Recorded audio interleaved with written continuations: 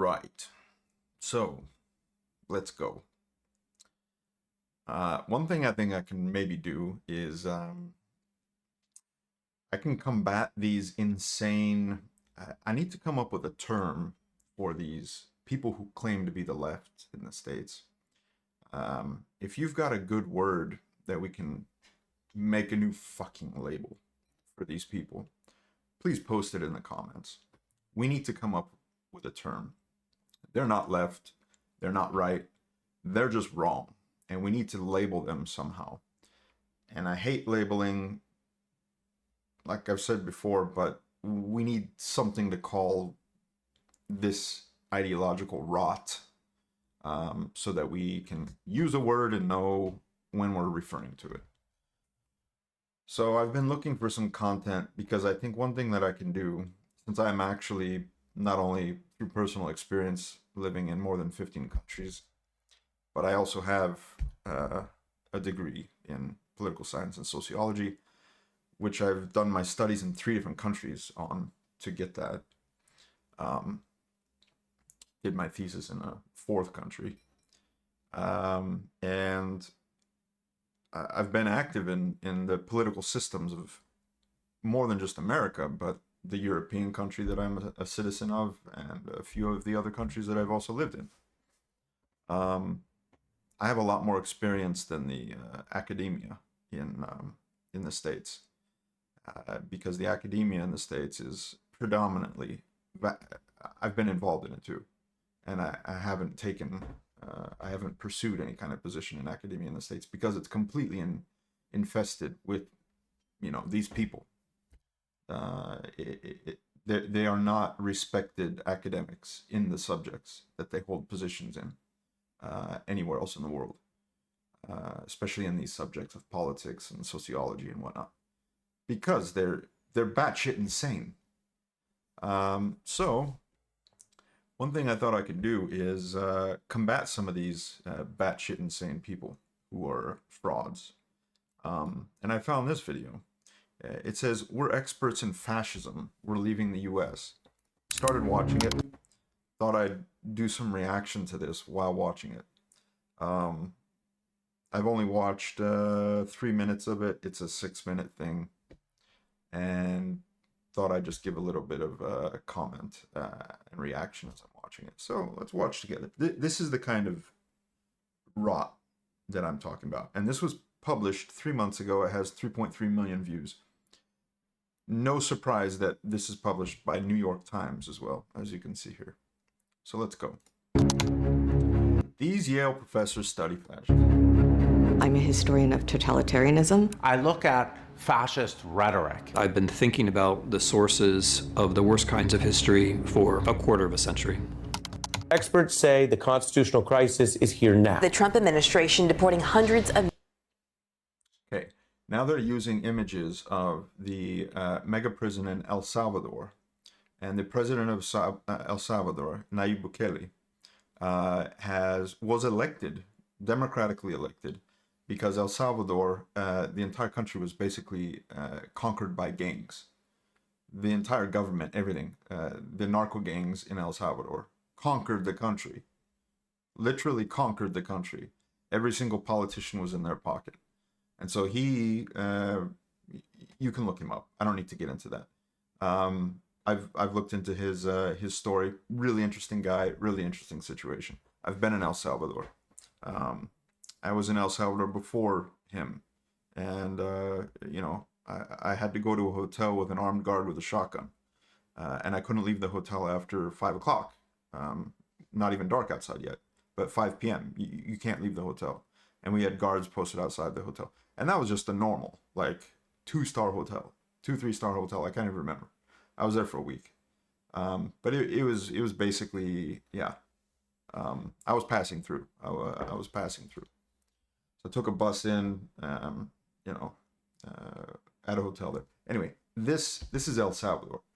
They're showing video of the mega prison in El Salvador, which has been an extraordinary success, by the way. You can go to El Salvador now. No armed guards required. You can walk out on the street midnight by yourself. You could be a woman. You could be a teenage woman. I would have no fears whatsoever walking on the streets with my young daughter in El Salvador right now, compared to when I was there 18 years ago, 15 years ago. And as a 20-something-year-old man, couldn't even leave my hotel after 5 o'clock in the evening. And I heard gunshots. I was there for, I think, 4 or 5 days. I'd have to look in my travel log or something like that. That's a long time ago. I heard shots and, gunfights and everything every single night that I was there. So, yeah. So they're talking about America and Trump deporting people and this and that. And they're showing the gang prison in El Salvador. Yeah. So that's manipulation right there. Men without a trial. A massive purge. Okay. What did they say? For Administration deporting hundreds of men without a trial. They're deporting hundreds of men without a trial. Okay. If you are an illegal alien in the United States, you don't get to have a trial by your peers because you are not a peer. And every single country in the world functions the exact same way. I've lived in over 15 countries. I don't have 15 citizenships. That means I was an immigrant in most of those countries. That means if I was an illegal immigrant in any of those countries, and one of the police officers or authorities caught me, I never was an illegal immigrant. But if I had been in a country illegally and I was caught, I'd be deported. I'd be jailed, no trial, and deported because I'd broken the law. I would have been there illegally. That's the entire definition of an illegal immigrant. It's most places in the world don't even call you an illegal immigrant. They call you straight up illegal or criminal. They don't, the word immigrant isn't even involved in their legal definitions or in their language. You're just an illegal. You're a criminal. And you're immediately arrested and deported. They don't need to give you a trial. So that's one of the other things that in the States that has gone completely fucking insane. In what country in the world, if you are illegally in the country, which means you've broken the law to get into the country, can you then demand that that country spend its public resources to give you a trial? We're not talking about people doing asylum, filing for asylum. We're not talking about refugees or asylum seekers or anything of the sort. We're talking about illegal people who have broken the law by entering the country illegally. That's a crime. And you're not a citizen, and you don't get the rights of citizens. Nowhere in the world do you get the right of citizens. I'm living in Europe now. I've lived in more than 15 countries in my life. Had I broken the law in any of them, I would have been kicked out right away. Okay, let's continue. A massive purge at the FBI to make people afraid of speaking out against him. Who the hell is afraid of speaking out against Trump? That's a favorite pastime. They're calling him Nazi, they're calling him Hitler, they're calling him fascist, they're calling him autocrat. Tell me who the hell is afraid of speaking out against Trump? Who? The late night TV shows, that's all they do. The media outlets, that's all they do. They're moving abroad. Great. I'm leaving. I'm glad that they posted this opinion. Yeah. I'm leaving to the University of Toronto because I want to do. Jason Stanley. I'm going to write that down. I'm looking him up. And I'm going to see if he has any published papers. Professor of philosophy. So Prof. Phil, we'll check that out later. Yale. We'll see. My work without the fear that I will be punished for my words. The lesson of 1933 Marcy Shore, Prof. History. Apparently Yale as well. is you get out sooner rather than later. Yeah. Okay. I've spent a lot of time in the last decade Timothy Snyder, Prof. History, Yale. trying to prepare people if Trump were elected once, let alone twice. You can say whatever the hell you want about Trump. Preparing people for a decade if he's elected, come on. I didn't like Trump on his first term because I didn't have any information on him. The only information I had on Trump was how he talks. I don't like how he talks. I think he talks like a fucking buffoon. I think he talks like a charlatan. He behaves like a charlatan, a con man. Okay? That's what I had to go off of. Very, very little. And I can just see the guy talking. Don't like how he talks. After his first term in office, I could actually see what he did.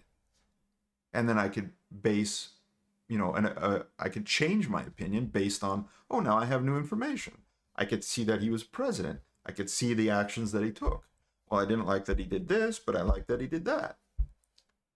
After his first term in office, my opinion drastically changed. I didn't vote for him the first time.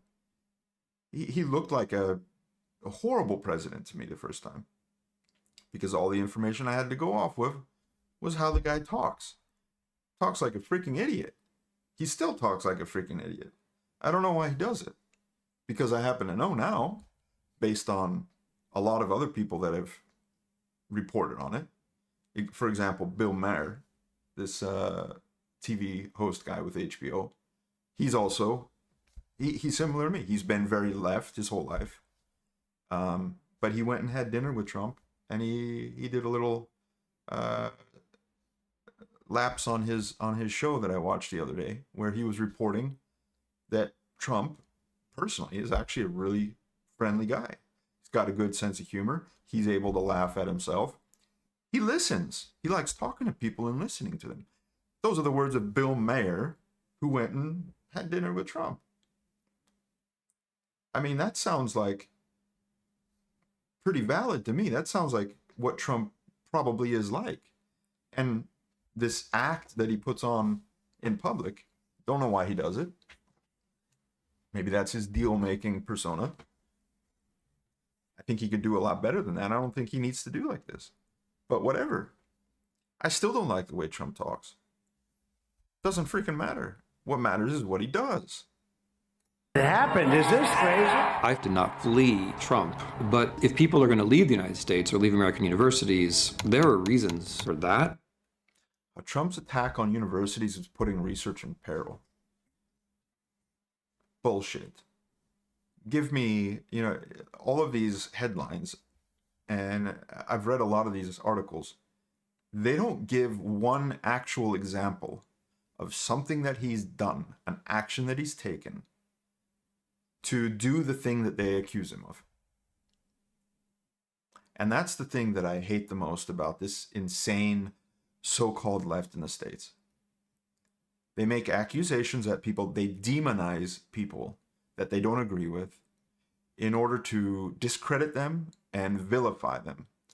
But they can't come up with a single example to support what they are accusing their target for. It's the same insanity that the people are using with against Israel all the time. Accuse, accuse, accuse, all of it a lie. Demonize, demonize, demonize, all of it a lie. Vilify, vilify, vilify, all of it a lie. Ask them to come up with one actual concrete example. Because if somebody's doing something wrong, we want an example. And then we can say, okay, you did this, it's wrong, here's what you did. Don't do that again. If you do that again, I won't support you anymore. Simple. This insane so-called left, they're not capable of doing that. They're only capable of hating. That's what this insane so-called left is. They're haters. All of these articles, you can go search these terms, you'll find the article. I just went and read 2 of them. There's no examples. It's just rhetoric. They don't give any freaking example of an action that he's taken that actually can be used to support accusing him and labeling him what they're doing. One thing you can definitely learn from Russians is that, Yeah, I know Russians very well. Как дела, привет. I know Russians very well. I've built a company with Russians where I was the only non-Russian. Actually, I've built 2 companies with Russians. I know a lot about Russia. I live right next to Russia. That's one of the European countries I live in right now. That's where I'm at. Don't tell, I mean, there's no similarity between what we have in the States and what exists in Russia. Russia is an actual fascist, autocratic, authoritarian system, society. It's not only the political system, it's the way the people think. The people are used to that. They don't know any better. You can't explain democracy to Russians. I mean, Russians that have come to the States and lived there for 10 years, they finally get it. Sure, most of them. But Russians in Russia, they don't even understand what democracy is. You can't explain to them these concepts. When you try, they think you're stupid. If they understand what you're even saying, they think that the concepts that you're explaining to them are for fools. They're so brainwashed into their control system that they can't even imagine themselves living on Earth in any other form. That's the problem with Russia. We don't have that in the States. We criticize and talk shit about anybody that we want. You can't do that in Russia. You're dead. You're in the gulag. You're in Siberia for the rest of your life. You never see your family again. And that's if you're lucky. it's essential to set up centers of resistance in places of relative safety. We want to make sure that if there is a Relative safety. Would you be arrested or prosecuted for your work, Mr. Jason Stanley? No. You would not be arrested or prosecuted for your work. What safety are you talking about? Your ivory tower at Yale, where you can push any propaganda and lies and bullshit research that you do that you want to support your views. And if anybody challenges that, which is what academia is supposed to do, that means you're not safe anymore? Right. That's what you mean when you say relative safety. Political crisis in the U.S., that Americans are organized. We've just gotten started. You haven't even seen it. Look at all of this, trying to post him up there, red, pulpit, make him look like Stalin, right? Okay. Anything yet? It's all just kicking in. My colleagues and friends, they were walking around and saying, we have checks and balances, so let's inhale, checks and balances, exhale. We do have checks and balances.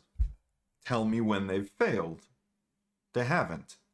And if you believe that our checks and balances are not working, well, okay. Leave the country if you think that we no longer have checks and balances and we are no longer a democracy. Fine. But we are. And that's a fact. There are checks and balances, and they work.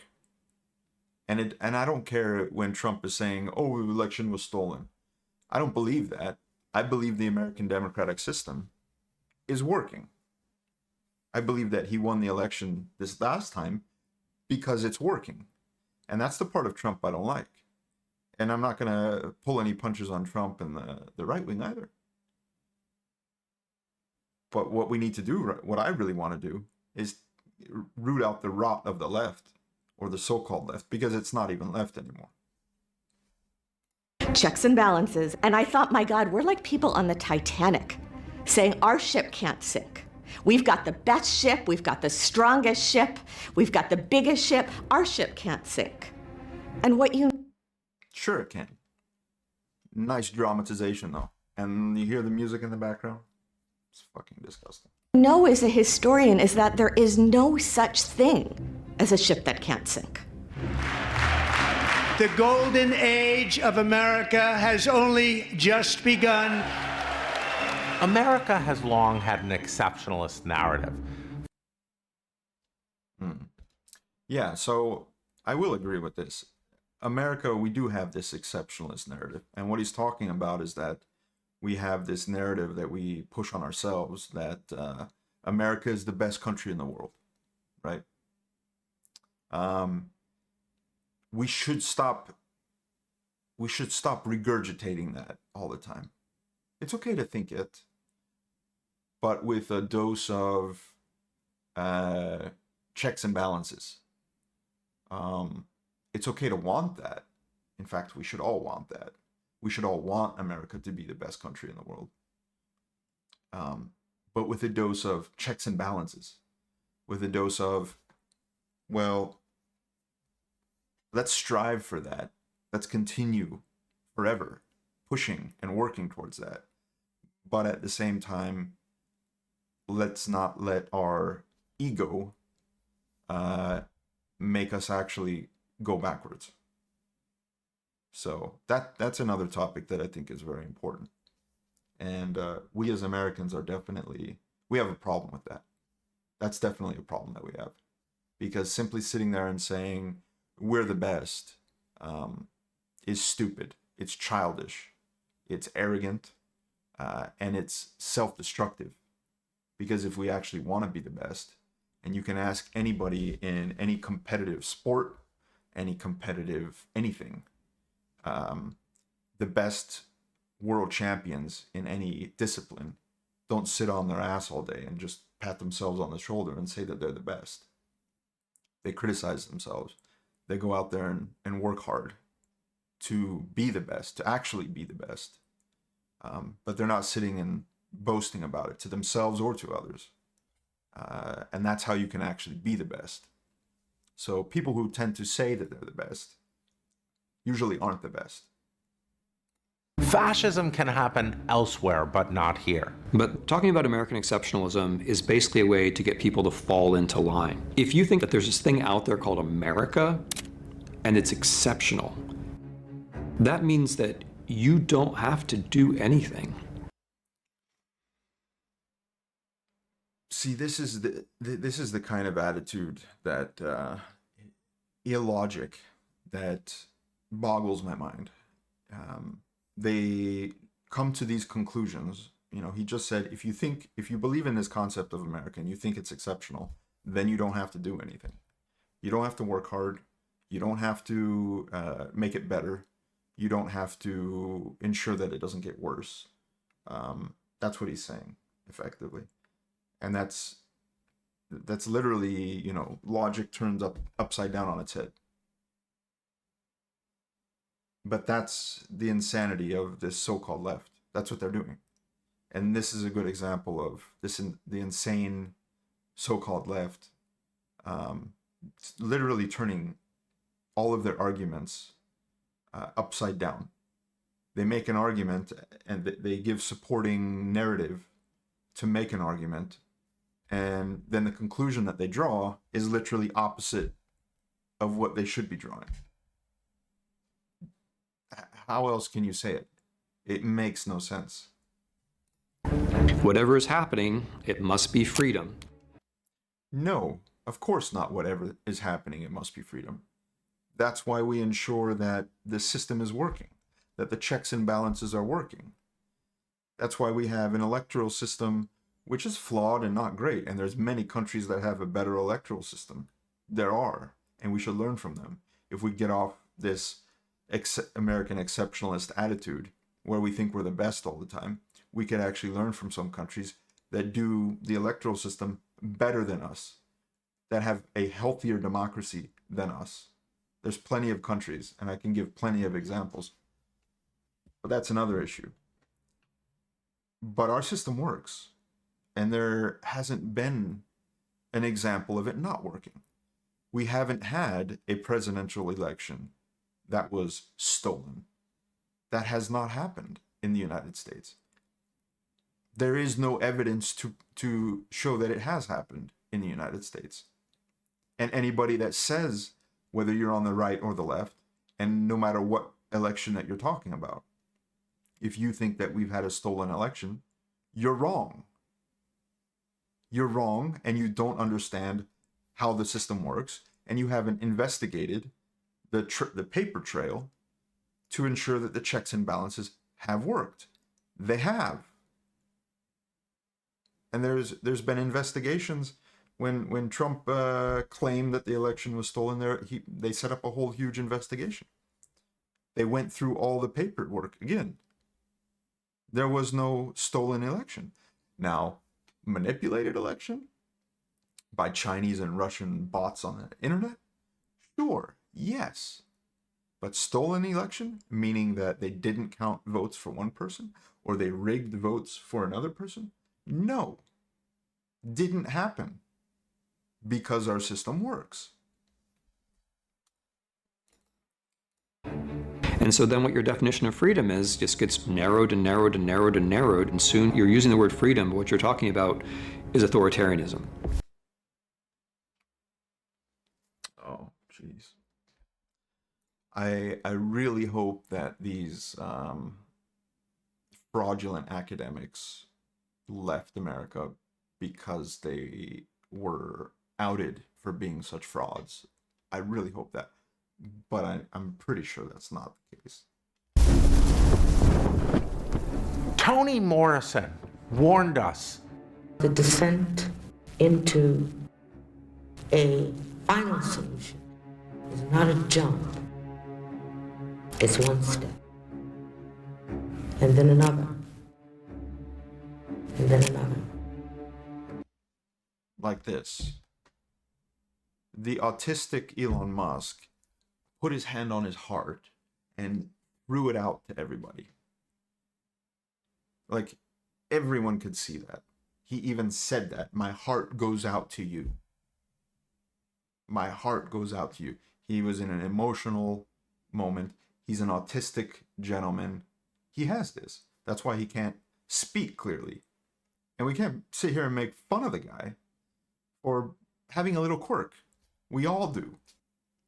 But this is what the insane so-called left does. Disgusting.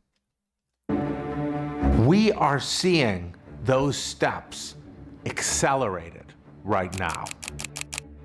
There are some words, in Russian in particular, that I feel help us to understand what's happening in the United States, because we now have those phenomena.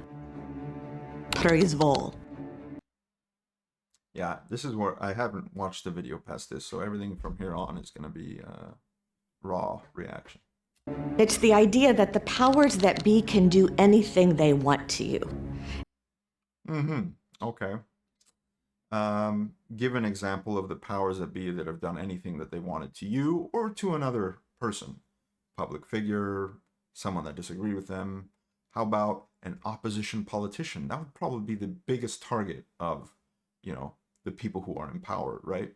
Give me one example. Once again, give an example of Trump doing anything, arresting, anything like this, of a political opponent. And you have no recourse. This not knowing who is next creates a state of Who is next? Because who was previous? There was none previous. paralysis in society. You can't say who's next when there wasn't even a first. Fucking bitch. The Tufts student whose visa was removed because she co-authored an article in the Tufts student newspaper.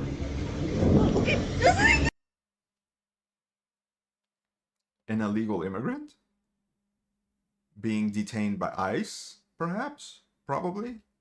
I thought, what would I do if guys in masks tried to grab my... What would you do if you were harboring an illegal person on American soil who was publishing hate against America? Oh. student? Would I scream? Would I run away? Would I try to pull the mask off? Would I try to videotape the scene? Would I try to pull the guys off of her? Would you try to commit a crime by obstructing federal officers arresting a criminal? Right. Maybe I would get scared and run away. The truth is, Fleeing a federal officer who is trying to stop a crime from happening. Good job. I don't know. Not knowing terrified me. It terrifies you that you can't just break the law, help other people break the law, actually be accountable for it. It's a deliberate act of terror. Enforcing the law and preventing criminals from breaking the law is an act of terror. What the fuck? It's not necessary. It's just being done to create a spirit of us and them. Okay, well, here's an American passport, and here's my other passport from the European country that I live in. They're not the same. Luckily, I have them both, but they're not the same. It is us and them. They are not citizens of the United States. They are illegally in the United States. They are criminals. Продажность. It's a word in Russian for corruption, but it's larger than corruption. It refers to a kind of existential state in which not only everything but everyone can be bought or sold. Critics are calling... Sort of means like the black market, the corrupt black market. She doesn't know what she's talking about. this a quid pro quo deal between Adams and President Trump. I'm committed to buying and owning Gaza. He made $2.5 billion today, and he made 900 million. There's an expression in Polish. I found myself at the very bottom, and then I heard knocking from below. In Russian, that gets abbreviated to there is no bottom. We cannot allow a handful of communist radical left judges to obstruct the enforcement of our laws. All right, well, here's an example. Abbreviated to there is no left judges to obstruct. So here's part of what the right does in America. None of you who are on the right that start saying communists and socialists, none of you can even give me the definition of communist or socialist. You can't. You don't know what the definition of communist or socialist even is. You don't know what the definition of communism or socialism even is. You've been taught to hate these words, these labels. That's it. That's on you, on the right. Okay? And that's part of the right problem. You also have been brainwashed with labels and brainwashed to hate labels. You don't even know what those labels are. So that's part of the right problem here. We'll continue.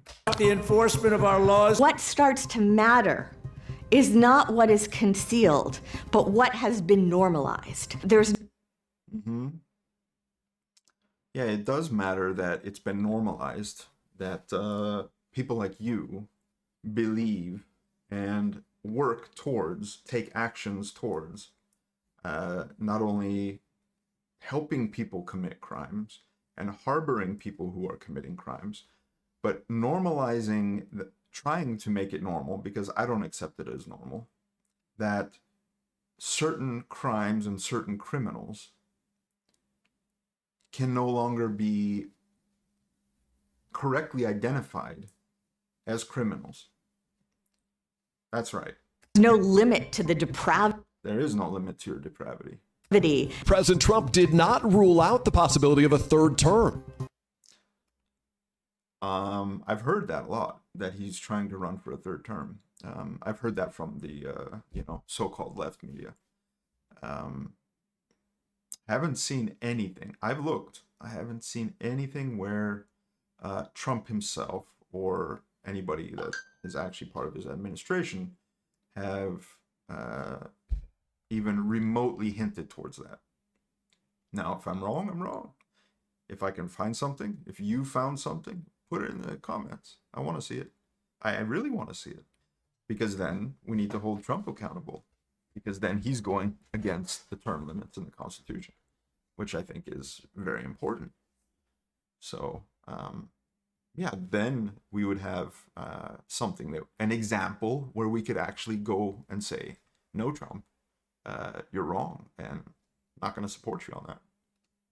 And the sadism. The White House released so starting to call them names, sadism, this video titled ASMR, Illegal Alien Deportation Flight. And the cruelty that we are watching now play out in real time. This facility is in El Salvador. Is one of the tools in our toolkit that we will use. You have to continually ask yourself the question, is this okay? Yeah. Yeah, it is okay. It's the law, and it's what I want him to do. Thank you. Is there a line I wouldn't cross? Obviously, there's not a line you wouldn't cross. There's something I would not do. People say, oh, the Democrats should be doing more, they should be fixing things. But if you want the Democrats to do things, you have to create the platform for them. You have to create the spectacle, the pageantry, the positive energy, the physical place where they can come to you. The physical place. See, like, the Trump fascist regime must go now. Refusefascism.org. You see her sign? Old lady who cannot even give you the definition of fascism. And probably has probably heard more about what Trump has said from so-called leftist media than actually listened to Trump. And see, that's the problem. If you're not going to talk and if you're not going to listen, you don't have the right to criticize someone if you don't listen to them. Where they can come. Let's see what other signs there. Resist like it's 1938 Germany. You fucking idiot. You know how many, okay, you're not a Jew in 1938 Germany. You fucking meatball. To you. And this guy. Poland recently went through a shift towards authoritarianism.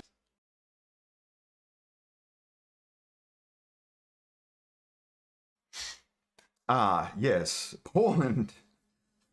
I'm sort of glad that they tried to use this as an example in this video, because obviously this video is intended as a scare video for Americans.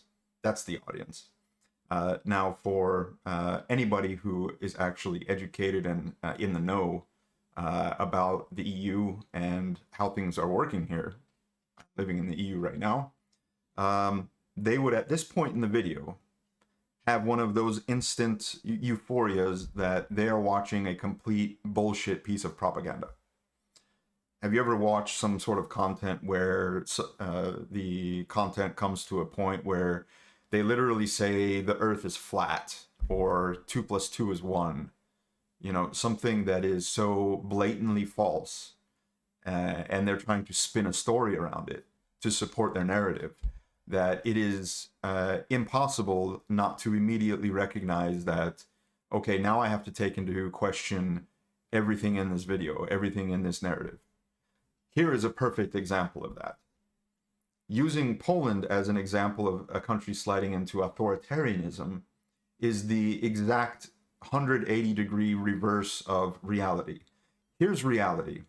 Poland is currently the #1 safest country in Europe, especially for women. That's a statistical fact right now. Poland is also on the top 3 list of one of the 3 most healthy democracies in Europe. That's also a statistical fact. What has happened recently in Poland is that Poland has newly elected new leadership and a new path to reclaim their national sovereignty and protect their own culture from invasion, which is what's happening in the rest of Europe right now. Well, not all of Europe, but mostly Western Europe. Invasion of Islamo-Nazis. Now, Islamo-Nazism is the most far right-wing political and socioeconomic and totalitarian ideology that you can possibly get. It is the most right-wing, right extreme in the world right now. It's so right extreme that in Western political landscape and definitions, it doesn't even fit on the scale. It is so far off to the right of the scale because it's a theocratically based government. And the legal system is called Sharia. And there are places in Europe that are under Sharia.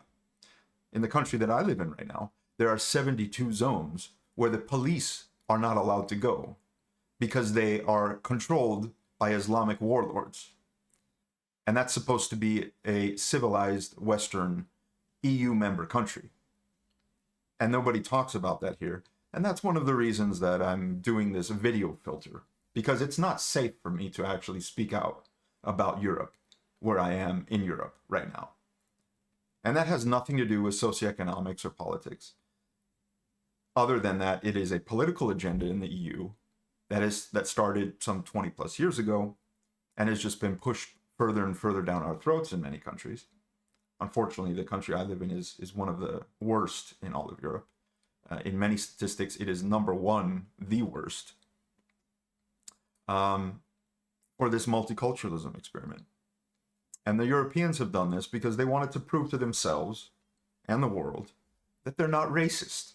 And that's why they want to prove so hard to themselves and to the world that they're not racist.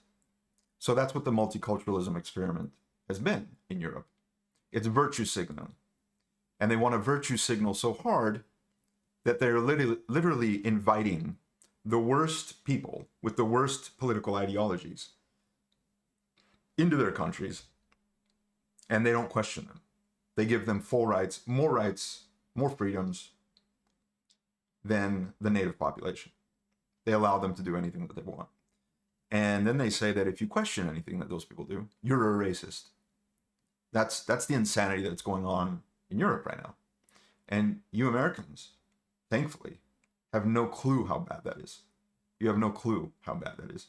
So using Poland as an example, again, this is a complete inversion of reality, and it proves yet again that these people pushing this propaganda video are frauds, are incompetent in their discipline. I believe that these are examples of professors that would never hold such a position in any society, in any university, in any institution that actually had credibility and accountability for the output of their professors, which is what a university is supposed to do. It's supposed to hold accountability to their professors for credible research, for fact-based output of information and science and so forth.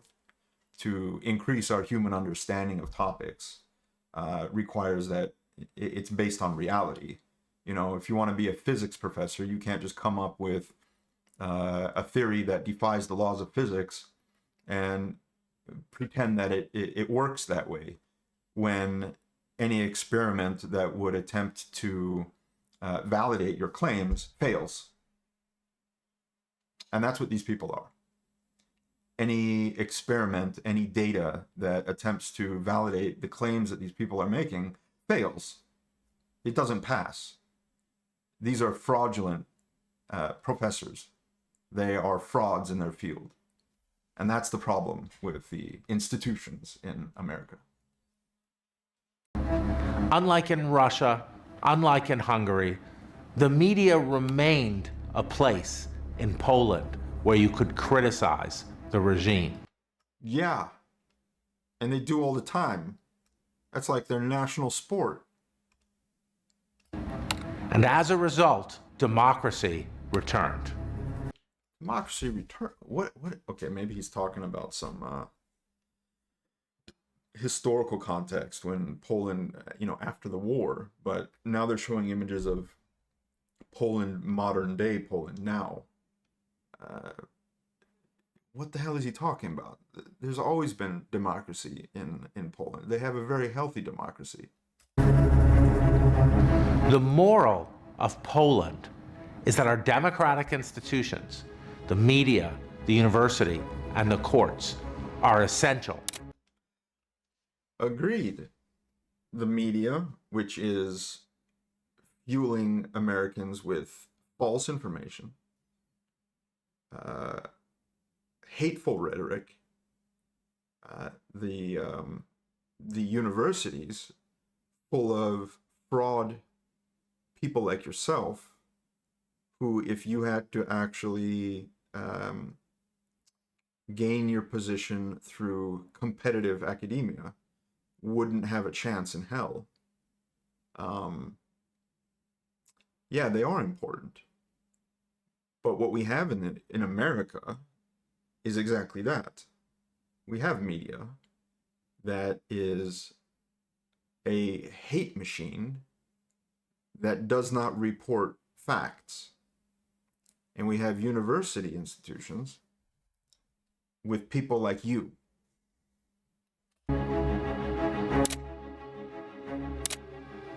You know you're living in a fascist society when you're constantly going over in your head the reasons why you're safe. Yeah, no, that's a good point. In a fascist society, they will target a minority, sort of one minority at a time. And then you think, well, they're targeting that minority right now. They come for the Jews first, so don't worry. But then eventually it is you. And then it's too late, right? So that's the concept he's talking about. But when he's sitting here and saying that you're living in a fascist society, when, just makes me laugh. This cookie man. Jesus. What we want is a country where none of us have to feel that way. Yeah. So, what is fascism? Forcible suppression of opposition is a fairly important concept in fascism. That would probably be the key thing that people associate when they say, tell me what fascism is about. Being if you are opposed to those in power, you are forcibly suppressed. Again, give me an example. Give me an example of anyone in the States that's been opposed to Trump that has been forcibly suppressed. Fired from their job is not forcibly suppressed. Any president that comes in, any senator that comes in, is going to replace staff, is going to fire people, is going to do their job, what they were elected to do. If you're elected governor of the state that you live in, and the previous governor was the opposite political party from you, you're going to do a lot of changes. Every single elected politician does that, no matter what office they're in. That's the nature of it. Oh, but when the Republicans do it, they're fascists. What? See, that's what we have. That's what us leftists have. We have one party that has some of the views that we agree with, but their ideology, their attitude, their behavior is insane. They are actually the fascists. Look at this. Oh, we don't agree with his views, therefore we're going to call him a fascist and say that what he's doing is horrible, and we need to forcefully suppress him. Who's being the fascist? You're using rhetoric and propaganda to be fascists, to try to forcibly, through rhetoric and propaganda and inciting hatred, to suppress what the democratically elected representative is doing. Trump was democratically elected. And the Democratic Party and all the so-called leftists have done absolutely nothing but behave as fascists towards him, towards his party. Us real leftists can't, we can't be part of that. We're for democracy. And Trump won. So he's our president. So let's work with him. And if we can come up with some better ideas, then maybe someone from our pool will get elected next time. That's democracy. What you fucking idiots are doing is fascism. Where is this guy? I want to give props to this guy. Here's the only, so far that I could find, Senator John Fetterman. When I represent a state like Pennsylvania, that keeps you honest. And you always can't forget that a lot of Americans happen to disagree with you. That does not mean that they are fascists or now they want to shred the Constitution. But when you hear some Democrats saying Trump is acting like an autocrat. Yeah, no, that's the thing. See, here's CNN. Oh, he's like, oh, Senator John Fetterman, you're not towing the party line. We're all supposed to say that he's an autocrat. Look at this. He's like trying to push that line on. Now they want to shred the Constitution. But when you hear some Democrats saying Trump is acting like an autocrat. Yeah, no, that's the thing. If you actually compare him to an actual autocrat, that is not just that. Now, last night, for example, people were complaining. They were protesting about, oh, that's the Hitler thing. You just don't ever compare anyone to Hitler and those kinds of extreme things. And now look what happened to Charlie Kirk. I mean, the man was shot. Now we have to turn the temperature down. It's like we can't compare people to these kinds of figures in history. And this is not an autocrat. This is a product of a democratic election. It's like I participated in that. It was safe and it was secure. We lost. And the America people put us in the minority. And now that's democracy. And I revere democracy. I may not like the outcome, but I have to respect that, and I have to find and work through this. And that I do believe that's what's appropriate. So you don't think that Trump is at all shattering any of the norms of democracy in any way? I'm saying he's definitely different, but that's what America voted for. Man, look at this guy. He's like, are you sure you're not going to repeat the party line here? You're sure? Okay, interview gone bad, right? Yeah, right, Manu Raju? Again, I don't agree with many of these things, but that does not make him an autocrat. That does not make someone or compare him to people like Hitler and these other outlandish things. When I represent a state. Very well said. Here is an example. I'm going to start following Senator John Fetterman and hold him to this line. Hopefully, if we have some people still in the Democratic Party, representatives, who are doing their job correctly and being, democratic people and representatives, that's great. So I want to, give credit where credit is due, and we need to support those people, and get the rest of them the hell out of here. Yeah. So I think that's enough for this one. Yeah, this is part of the kind of content that I wanted to do. We need to attack. It's our responsibility. I mean, I haven't been an elected Democrat. I'm just another American. But I'm educated in the topic. I feel like I need to act. I have no faith in the Democratic Party. I don't plan on rejoining the Democratic Party, but I'm a leftist, and I want the right to be healthy so that we have a partner to build the country together with. That's democracy. That's what we need. If I'm the left leg, you need to be the right leg. I don't want to be a single-legged person. I want two legs. I'll bring the left, you bring the right, and then we're a functioning person. That's the way it works.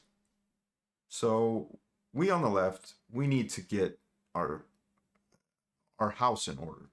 We need to get rid of the people that have infiltrated our institutions, the representatives that don't represent us, and the party that real leftists like myself, we left the party.